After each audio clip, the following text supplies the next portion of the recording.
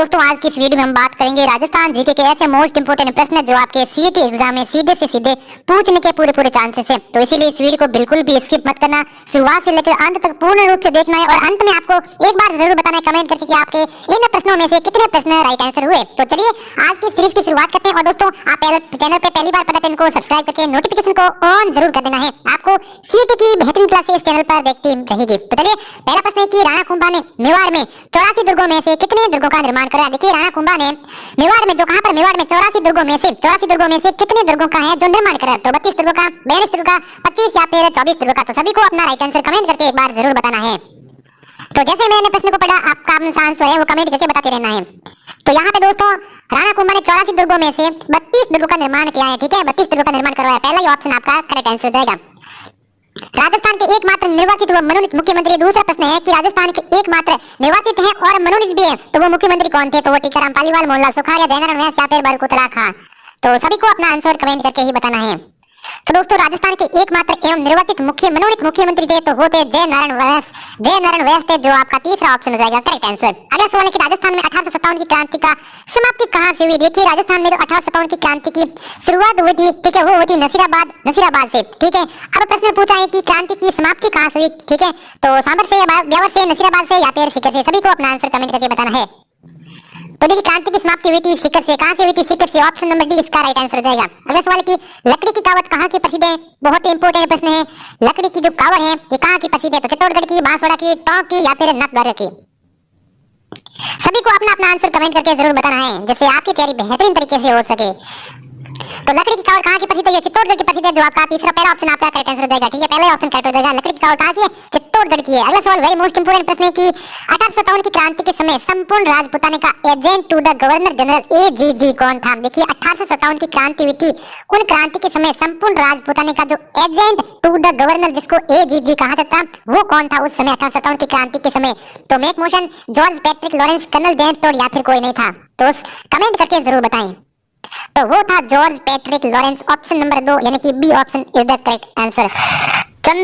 चंद्रभागा मेला किस जिले में आयोजित होता है। अगला सवाल इंपोर्टेंट है कि चंद्रभागा मेला, देखिए मेलों से एक सवाल तो आएगा ही आएगा। ठीक है, तो चंद्रभागा मेला किस जिले में आयोजित होता है। तो धौलपुर में, बीकानेर में, जयपुर में या फिर झालावाड़ में। सभी को अपना राइट आंसर कमेंट करके ही बताना है। तो देखिए चंद्रभागा का मेला आयोजित होता है झालरापाटर, झालावाड़ में। कहां पर? झालरापाटर, झालावाड़ में होता है। Option number D correct answer हो जाएगा। अगला सवाल है कि बितौड़ा का युद्ध कब हुआ था। बितौड़ा नामक का युद्ध कब हुआ था। 8 सितंबर 1857 को, 15 अक्टूबर 1857 को, 10 अगस्त 1857 या फिर 5 अक्टूबर 1857 को। तो कमेंट करके जरूर बताएं कि बितौड़ा का युद्ध कब हुआ था, जल्दी से बताइए। तो ऑप्शन नंबर बी हो जाएगा करेक्ट आंसर। 15 अक्टूबर 1857 को बितौड़ा का युद्ध हुआ था। अगले बढ़ते हैं। अगला सवाल है कि किस राजपूत राज्य के प्रजामंडल की स्थापना कलकत्ता में की गई। देखिए किस प्रजामंडल की स्थापना कोलकाता में की गई थी, कलकत्ता में की गई थी। तो करौली प्रजामंडल, बीकानेर प्रजामंडल, धौलपुर प्रजामंडल या फिर झालावाड़ प्रजामंडल।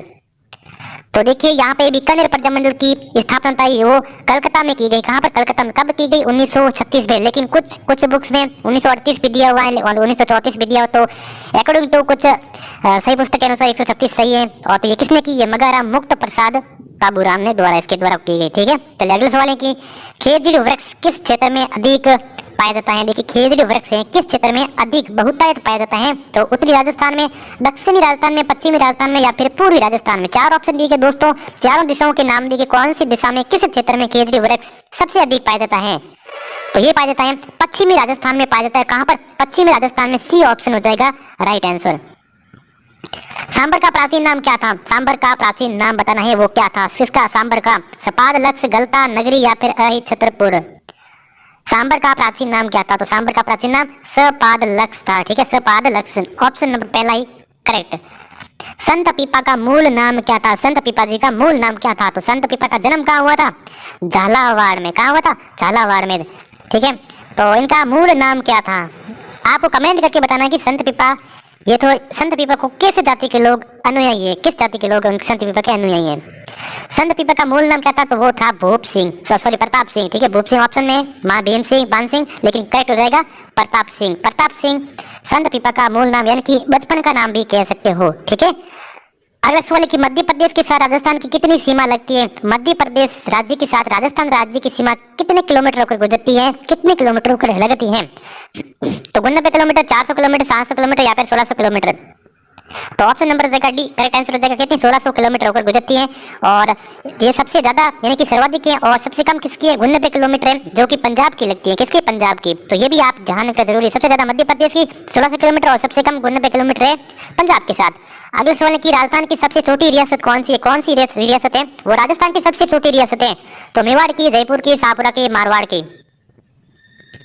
तो देखिए राजस्थान की जो सबसे छोटी रियासत है वो शाहपुरा की रियासत है, ठीक है, सी ऑप्शन हो जाएगा राइट आंसर। अगला सवाल है कि बेणेश्वर त्रिवेणी संगम किस जिले में है? बेणेश्वर त्रिवेणी संगम जो 100 माई जाखम और नदियों का त्रिवेणी संगम है वो बेणेश्वर नामक स्थान पर है, लेकिन ये बेणेश्वर नाम के स्थान है वो किस जिले में है? तो डूंगरपुर में, भीलवाड़ा में, सवाई माधोपुर में या फिर टोंक में। दोस्तों चैनल को सब्सक्राइब नहीं किया तो चैनल को सब्सक्राइब कर देना, आगे भी आपको ऐसे ही रिलेटेड वीडियोस मिलती रहेंगी। चाहे आप सीईटी या फिर आगे किसी भी कंपटीशन एग्जाम की तैयारी करोगे तो आपको प्रैक्टिस रूप में, मॉडल पेपर रूप में इस चैनल पर आपको मोस्ट इंपोर्टेंट वीडियोस मिलती रहेंगी। तो चलिए बेणेश्वर त्रिवेणी संगम किस जिले में? तो ये डूंगरपुर जिले में। जो अगर आपने ए ऑप्शन को कमेंट करके बताया तो आपका बिल्कुल करेक्ट आंसर हो जाएगा। आगे बढ़ते हैं, अगला सवाल है कि दक्षिण राजस्थान में गाने बजाने वाली जनजाति कौन सी जनजाति है? वो दक्षिणी राजस्थान में गाने बजाती है। तो सांसी, भील, डामोर या फिर ग्रासिया। तो देखिए दक्षिणी राजस्थान में गाने बजाने वाली जनजाति है वो है डामोर जनजाति, जो आपका सी ऑप्शन हो जाएगा राइट आंसर। अगला सवाल है कि सांसी जनजाति की आराध्य देवी है। सांसी जनजाति जो भरतपुर में बहुतायत पाई जाती है, जो सांसी जनजाति के आराध्य देवी कौन है? तो अन्नपूर्णा माता, चौथ माता, करणी माता या फिर दुर्गा माता। तो देखिए यहाँ पे चौथ माता हो जाएगा करेक्ट आंसर। सांसी जनजाति की आराध्य देवी है वो है चौथ माता, ऑप्शन नंबर हमारा बी हो जाएगा राइट। जवाहर सागर बांध किस नदी पर बना हुआ है? इंपोर्टेंट प्रश्न है। जवाहर सागर बांध है जो किस नदी पर बना हुआ है? तो बनास नदी पर, माई नदी पर, जाखम नदी पर या फिर चंबल नदी पर। तो जवाहर सागर बांध बना हुआ है किस नदी पर? ये चंबल नदी पर बना हुआ है, जो आपका ऑप्शन नंबर डी हो जाएगा राइट आंसर। दोस्तों चंबल नदी पर सर्वाधिक बांध बने हुए हैं, ठीक है, ये भी ध्यान रखना, कम से कम 4 से 5 बांध बने हुए कहां पर? चंबल नदी पर बने हुए। तो जवाहर सागर बांध है वो किस नदी पर है? तो चंबल नदी पर है। अगला सवाल है कि न्यूनतम ऊंट किस जिले में पाए जाते हैं? सबसे कम ऊंट है वो किस जिले में पाए जाते हैं? तो बीकानेर जिले में, बांसवाड़ा जिले में, झालावाड़ में या फिर भरतपुर में। तो देखिए बात की जाए सबसे न्यूनतम ऊंट किस जिले में पाए जाते हैं? तो ये पाए जाते हैं झालावाड़ जिले में, ठीक है, झालावाड़ जिले में सबसे कम ऊंट पाए जाते हैं। लेकिन इसकी उल्टी बात की जाए तो सबसे अधिक ऊंट किस जिले में पाए जाते हैं? तो ये बीकानेर में पाए जाते हैं, ठीक है। बीकानेर को मैंने इसीलिए यहाँ पे लिखा ताकि आपको कवर हो सके कि ऊंट सबसे कम और सबसे ज्यादा, ठीक है, सबसे कम किसमें? झालावाड़ में, ठीक है, याद हो जाएगा। आगे बढ़ते हैं, राजस्थान में ब्लू पोल्ट्री का प्रसिद्ध केंद्र है। राजस्थान में जो ब्लू पोल्ट्री है, इस ब्लू पोल्ट्री का प्रसिद्ध केंद्र कौन सा है? तो जयपुर है, अलवर है, चित्तौड़गढ़ है या फिर नाथद्वारा। तो देखिए राजस्थान में जो ब्लू पोल्ट्री है इसका प्रसिद्ध केंद्र है वो है जयपुर है, ठीक है, ऑप्शन नंबर पहला हो जाएगा राइट आंसर। आगे बढ़ते हैं, आज की सीरीज का ये अंतिम रूप में प्रश्न रहने वाला है। अब कमेंट में लास्ट में बताना है कि आपके कितने प्रश्न राइट आंसर हुए हैं, ठीक है। तो जवाहर कला केंद्र का उद्घाटन कब किया गया? जवाहर कला केंद्र का उद्घाटन कब किया गया? 1983 में, 1993 में, 1980 या फिर 1965 में? जवाहर कला केंद्र का उद्घाटन कब किया गया? तो जवाहर कला केंद्र का उद्घाटन किया गया 1993 ईस्वी में, ऑप्शन नंबर बी हो जाएगा राइट आंसर। जवाहर कला केंद्र का उद्घाटन कब किया गया? 1993 ईस्वी में। तो ये अब आपको कमेंट करके एक और बताना कि आपके 20 क्वेश्चनों में से कितने क्वेश्चन राइट आंसर हुए। और चैनल पे पहली बार बता रहे तो इनको सब्सक्राइब कर देना, आगे भी आपको ऐसी रिलेटेड वीडियो मिलती रहेंगी। तो मिलते हैं किसी एक और वीडियो, तब तक के लिए जय हिंद, जय भारत।